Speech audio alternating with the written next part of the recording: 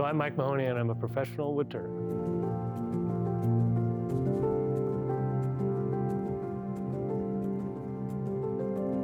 How I met Carter & Sons was, we met at a symposium in 2016, I believe. To have my own signature line of tools is fantastic because I have ideas for tools and designs, and it would be really difficult for me to do it myself because I don't have that skill set. And so having Carter & Sons out there that knows what I want, and I could show them a design and they could make that happen. That's spectacular. I've got this nice piece of Claro walnut here we're gonna make our holoform from. When you look at the polished flutes, the edges, the tool steel, I don't think anybody's making anything like it. And they give you a razor sharp edge when they ship it, where most tool manufacturers don't do that. They just say, here's the tool, sharpen it yourself and have fun. What's the difference between art and craft? And it's a hard answer because there are no right answers. But the way I look at it through my perspective as a craftsperson, because I am a craftsperson, I don't do art per se. There might be art in the things that I do, maybe the way I cut, maybe the way I shape things, all that comes together. An artist, in my mind, creates something from nothing a lot of times, like a singing voice or a musician. And those are the true fine arts, and I'm not doing that. I was at a winery the other day, and these people recognized me, and they said, "Oh, Guy, you're such a great artist." And I was like, "Oh no!" I was defensive when they called me an artist because I really would rather be thought of a craftsperson, because I see a lot of art in the world that has no craft. As a professional salad bowl maker, I learned to make a bowl the easiest way between 2 points, and if you didn't, you were losing money. So the tools, all those things, my memory, my muscle memory, all those things made me a craftsman. I've made tens of thousands of bowls and not one of those bowls has ever been the same.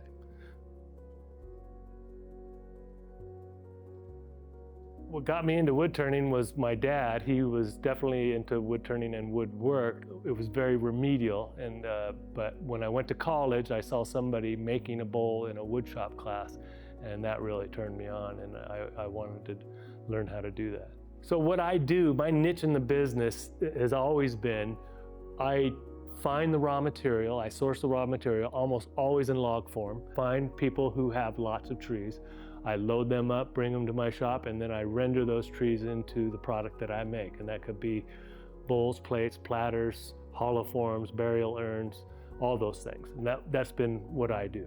Every wood that I work with has a scent, and it has an odor of some sort, and then it has a physical nature to it that when we opened up that holoform today and I smelt that wood, and that was a walnut that I grew up cutting, just could have been splitting wood, and I knew that smell instantly. It just opens up all kinds of memories.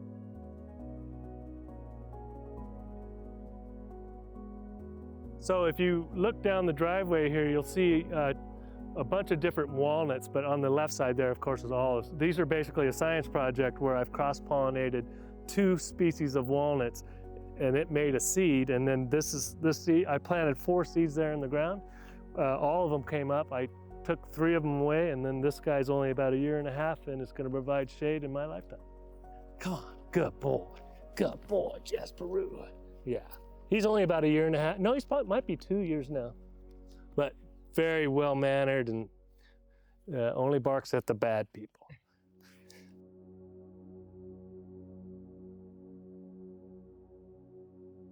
I have a shop on my property that's about, 500 steps from the house.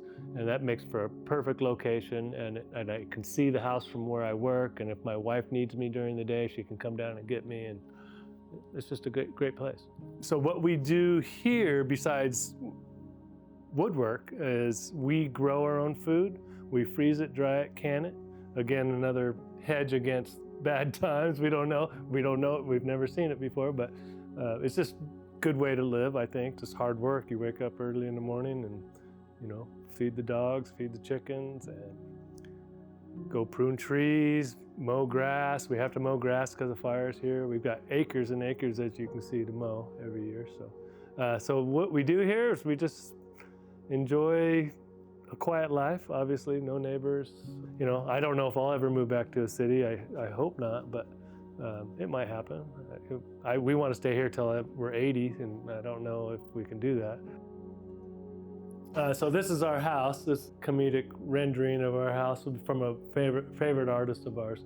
And then that's our cabin in the woods there. And that's an actually good rendition. It looks just like that.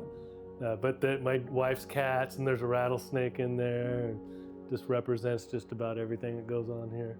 So the best part about the Carter & Son Tools business are the people in the store, because Dave and Paul are going to listen to anything you ask. And they're gonna, if you wanna learn how to sharpen a tool, they're gonna tell you how to sharpen a tool, or they're gonna lead you to a video to watch and do those sorts of things. Anything with cells, they're gonna make right. They're just good all around people. I love what I do. I especially love to make things that people use. And that fulfills me as a craftsperson, because if you're at home eating off a dinner plate that I made, that's magical for me, because it's not only a useful thing, it's also pretty. And it's, of course, it's wood, and wood is what I love.